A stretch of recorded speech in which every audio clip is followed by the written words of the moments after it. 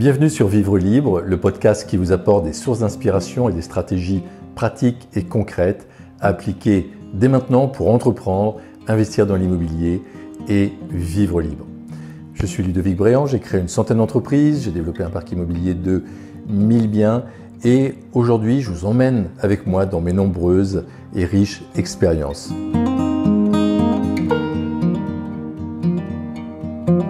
Dans ce nouvel épisode, je vous explique comment vous bâtir une équipe d'experts pour réaliser plus rapidement tous vos projets. En tant qu'entrepreneur ou investisseur immobilier, vous ne pouvez pas tout connaître. Est-ce utile de connaître le code des impôts dans ses détails? Absolument pas. Est-ce utile de savoir comment passer des écritures comptables? Pas du tout. Est-ce utile de connaître la technique travaux, par exemple? Absolument pas. Même j'aurais été vraiment mal en tant qu'investisseur immobilier. Ça ne m'a pas empêché de développer un gros parc immobilier sans bien connaître les travaux, sans connaître donc la technique. J'ai remarqué que les entrepreneurs qui réussissent les mieux sont souvent des autodidactes. Et j'ai connu personnellement plusieurs entrepreneurs qui ont introduit leur entreprise en bourse en même temps que la nôtre et qui ont revendu ensuite leur entreprise plusieurs dizaines de millions d'euros. Ces entrepreneurs étaient des autodidactes.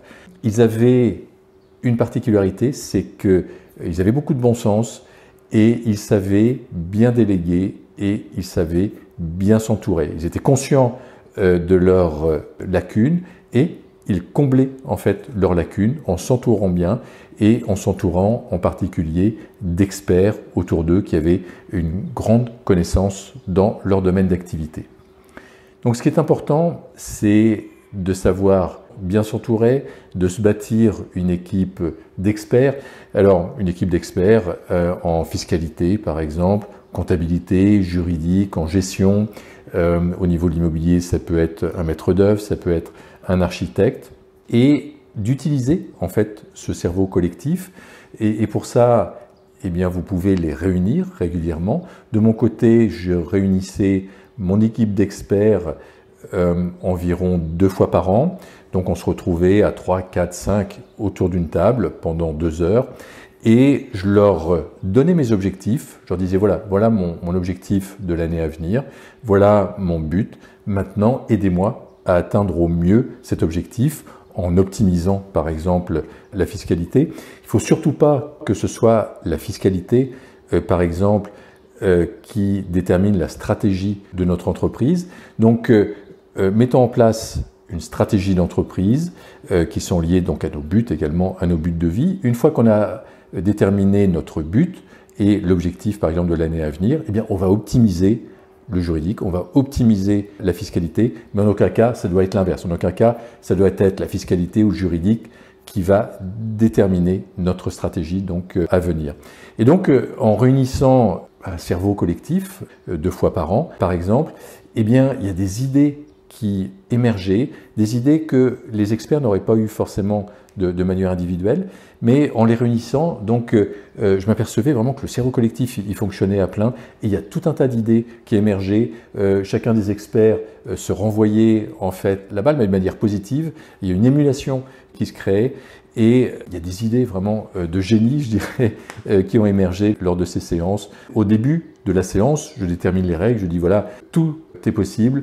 C'est des séances de brainstorming, donc n'hésitez pas à ouvrir le champ des possibles, n'hésitez pas à lâcher vos idées et puis après bien sûr on prendra le meilleur des idées et à chaque fois il y a vraiment des belles choses qui ont émergé.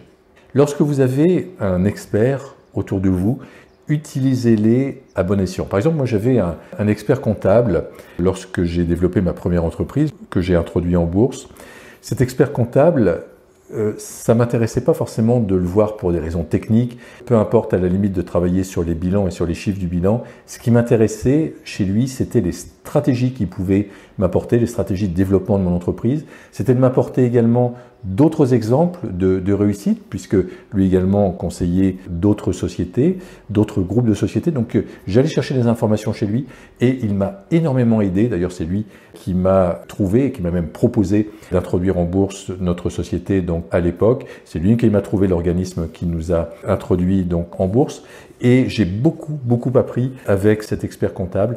Donc, utilisez l'expert à bon escient, pas forcément pour entrer dans des choses trop techniques qui ne vont pas vous apporter beaucoup, mais pour vous aider à construire votre stratégie, à construire des idées et à ouvrir vraiment le champ des possibles. Attention au langage des experts. Moi, j'ai rencontré régulièrement des experts, des cabinets d'audit, vous savez, les cabinets d'audit internationaux. Et ces experts, en fait, que j'ai rencontrés, que j'ai fait intervenir donc de temps en temps, eh bien, certains d'entre eux utilisaient un langage tellement compliqué que le message, en fait, qu'ils me faisaient passer n'était pas clair pour moi. Ce qu'ils me disaient m'embrouillait plus que me simplifier les choses.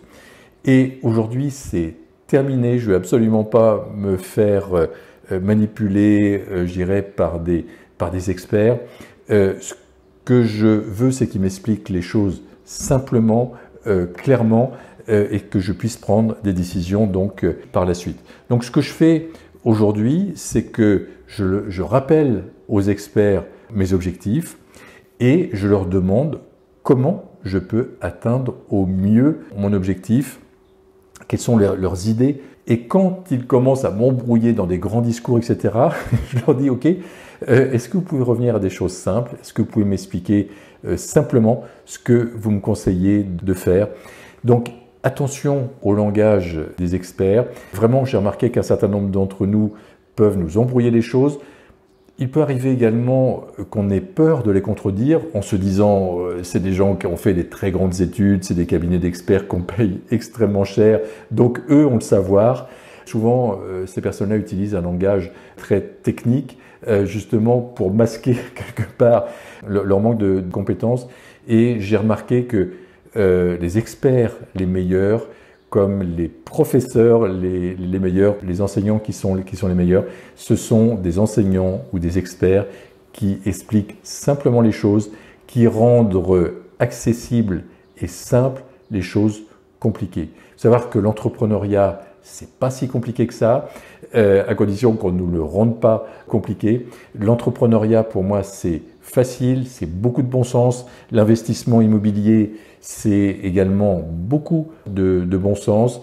Il n'est pas compliqué d'investir dans l'immobilier, il n'est pas compliqué de lancer son entreprise, il n'est pas compliqué de même de se bâtir une grande entreprise, mais avançons donc simplement avec du bon sens, sans s'embrouiller les choses, donc avec des experts. En revanche, avoir une équipe d'experts à nos côtés qui va nous aider à réaliser plus rapidement nos projets, ça oui. Vous pouvez également utiliser certains experts comme des coachs. Moi, c'est ce que je fais aujourd'hui pour aller beaucoup plus rapidement. Donc, on a un coach, par exemple, pour développer YouTube, un coach pour développer nos podcasts. C'est des coachs, des experts donc, qui vont m'aider à aller plus loin et plus rapidement dans mes différents projets. Ça, je vous invite vraiment à faire la même chose. Donc, ayez une équipe d'experts autour de vous. Ça va vous aider à avancer donc beaucoup plus rapidement dans la réalisation de vos beaux projets.